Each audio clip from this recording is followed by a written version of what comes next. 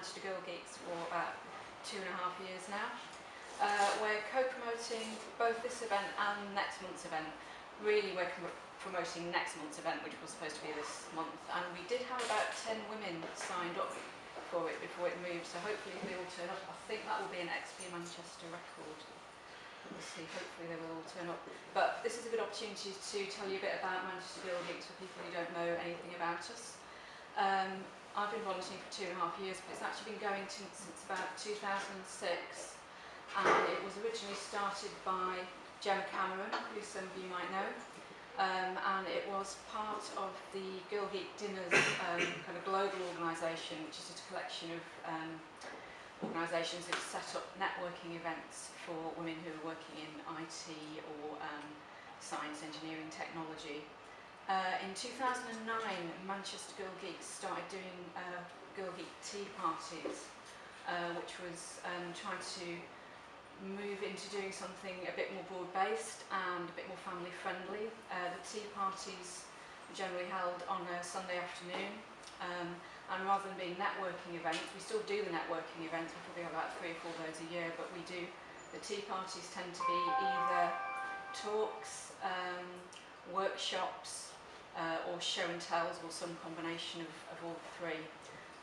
Just to give you an example, this is a talk that was done about 1.5 years ago by Dr. Lucy Green, who I think has been on the stargazing things on TV, talked about coronal mass ejections and various things to do with her research on the sun. The very first talk I went to was about neutrinos by a woman who, as part of her PhD, she'd spent time in one of the underground neutrino detectors in Japan. That was really interesting. So we do like talks on a range of subjects. Workshops, we try and do workshops that are often very family friendly, just using very sort of basic things so that people can, it's things people can do at home, and also we can keep the cost down or just have them being free. So here's one where we had a talk about fractals from a mathematician, and then spent the rest of the afternoon doing various maths origami, including making a Menga sponge, which is like a fractal, out of train tickets. And this is one where we had to talk about how basic circuits are made. This is one we did at the Museum of Science and Industry, and it was very much geared towards families to bring the children along to. So you can see you've made a circuit there out of really sort of basic stuff, and talk about how Morse code works. And we also do show and tells, so probably about 3 or 4 times a year we'll have a show and tell, so people can just turn up and talk about anything that they want. And as a sort of extension of that, this year we had our first bar camp. People know what bar camps are. It's sort of like a conference where you just turn up and talk about anything you want, so it's just an extension of the show and tells, and we called it bar camp unofficially, which was really funny. So that's a picture of that.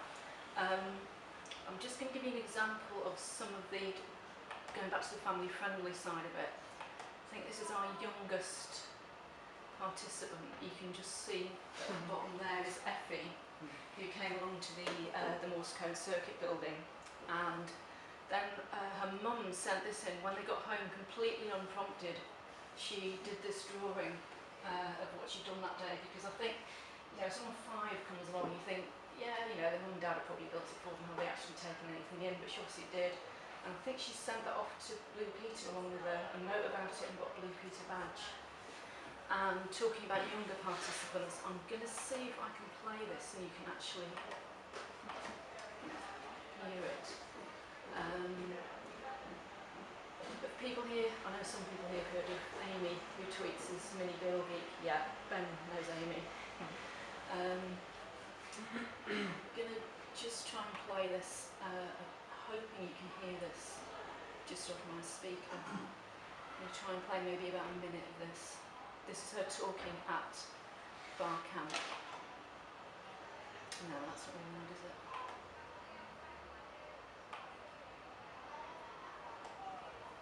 No. Can you not hear that? It's very quiet. Muted on YouTube. Is it? Isn't it? How about Windows volume? Windows volume?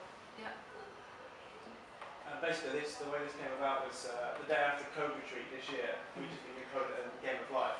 The next day, I was volunteering at Code Dojo here. Amy, and Amy came up to me and said, "Oh, can we do some coding together?" First thing on top of it, and I'll see if we can try this. You know, a really basic intro to writing tests and getting code to work in a way you can understand it. Within a couple of hours, we had a full working ASCII-based Game of Life simulation going with all tests, and she really understood it. You know, we paired on it. She asked some really intelligent questions. We used some sensible data structures. She really got it. She was only 13 at the time. She came back the next month and said, "Oh, I've imported it into Pi game and made a gaming window with little cells. I'm trying to get it to cycle through the colours so that it sort of fades into the colours." The next month she came back with an LED display.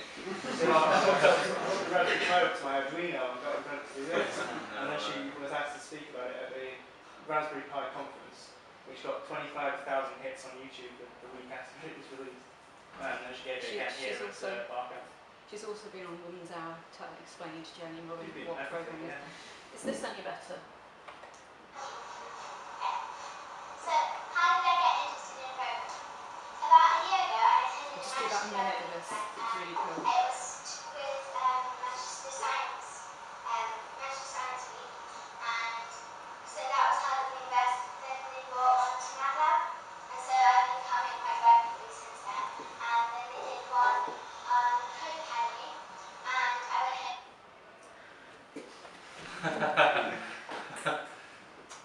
Really showing us this bit where she talks about why she enjoys programming is really cool.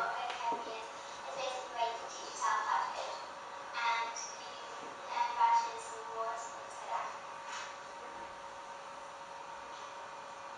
So why do I enjoy programming? I enjoy programming because sometimes, even though it's hard, once you get over a challenge or something, or if something doesn't work for ages, it can be quite frustrating, but once you do get it right, it would feel really good to do the hackathons and stuff. It's really fun. Yeah. So, And then she goes on to talk about all the stuff that Ben was just talking about doing Game of Life with TDD and linking it to Arduino. So yeah, and Amy's she's a volunteer herself, so she's not just taking stuff from Manchester Girl Geeks, she actually helps out at events. She's brilliant. So that's about it. Okay, thanks Karen.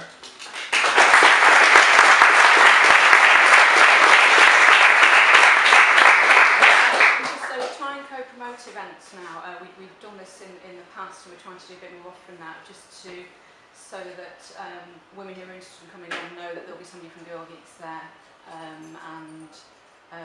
so if you know of any kind of, not just IT but techie events generally that you think it would be good for Manchester Girl Geeks to promote, let me know. And if you want to come along to any Girl Geek events, men are totally welcome to come to Girl Geek events as well. We've got one a week on Sunday afternoon here at Mad Lab, which is the theme is games. We've got a mathematician talking about game theory, and we're going to be doing board games, puzzles, logic games, that kind of thing.